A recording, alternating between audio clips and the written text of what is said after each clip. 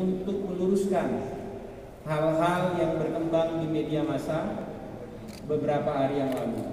Kami sengaja pada hari ini berembuk dengan pimpinan Dewan Perwakilan Rakyat Republik Indonesia dan pimpinan Badan Legislasi dan pimpinan-pimpinan fraksi untuk menyampaikan, seperti kita ketahui, Undang-Undang Cipta Kerja telah dibawa ke tingkat 2 dalam hal ini paripurna, yang mana tanggal 5 Oktober 2020. Yang mana proses di tingkat 2 ini tentu melalui proses di tingkat 1 yang dalam hal ini di Badan Legislasi langsung dipimpin oleh Pak Supratman dari fraksi Partai Gerindra sebagai Ketua Badan Legislasi yang bertanggung jawab terhadap mekanisme, struktur dan pembahasan, transparansi pembahasan di tingkat 1, baik dari tingkat rapat kerja, kemudian masuk ke dalam panja, panitia kerja, kemudian masuk ke dalam timus, kemudian masuk ke dalam tim sinkronisasi di tingkat Badan Legislasi.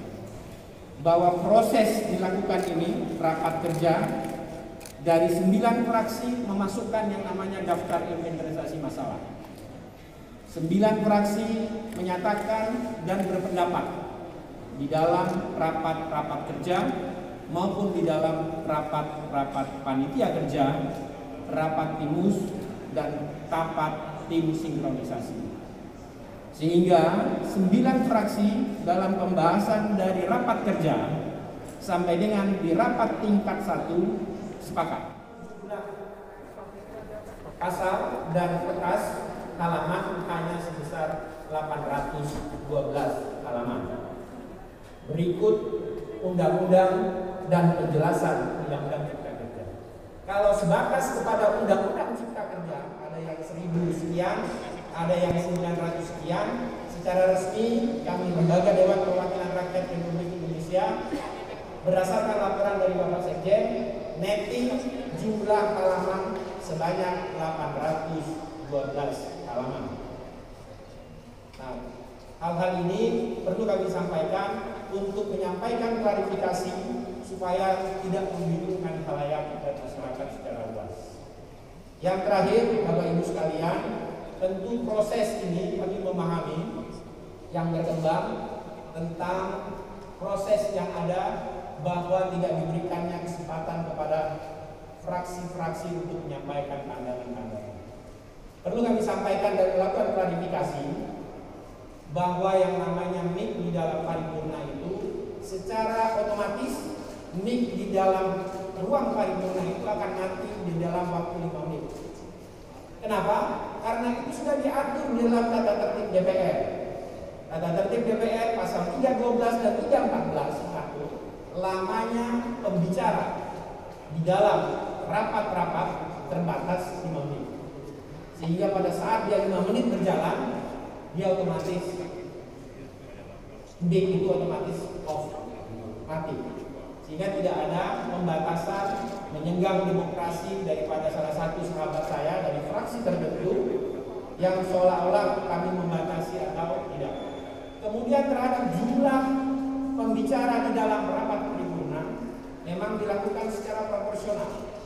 Pada saat itu fraksi, dalam hal ini fraksi Partai Demokrat, telah diberikan kesempatan bicara kepada 4. Dalam hal itu kepada saudara yang terhormat Marwan Jasan, kemudian yang terhormat saudara Didi Irawadi, dan yang ketiga yang terhormat kepada saudara Iwan, dan terakhir adalah kepada saudara Dr. Dedi Kahani.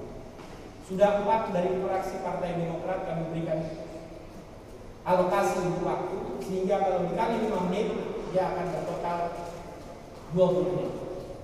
Nah, sehingga mekanisme-mekanisme ini kami tegakkan dalam rangka menegakkan tata pasal-pasal yang tertuang di dalam tata tertib Dewan Perwakilan Rakyat Republik Indonesia.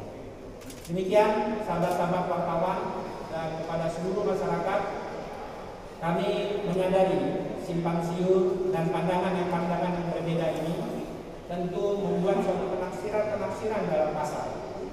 Dan sejak nanti besok kami kirim, kemudian secara mekanisme dan secara tatip dalam waktu 30 hari Presiden akan mengeluarkan dalam hal ini sebagai kepala pemerintahan mengeluarkan LDN dan secara otomatis undang-undang itu berlaku. Dan bagi sahabat-sahabat dan masyarakat yang masih pro dan kontra, ada mekanisme konstitusi yang dibuka oleh aturan-aturan konstitusi kita melalui mekanisme Mahkamah Konstitusi. Hal-hal ini kami sangat hargai perbedaan untuk bisa dilakukan oleh Mahkamah Konstitusi.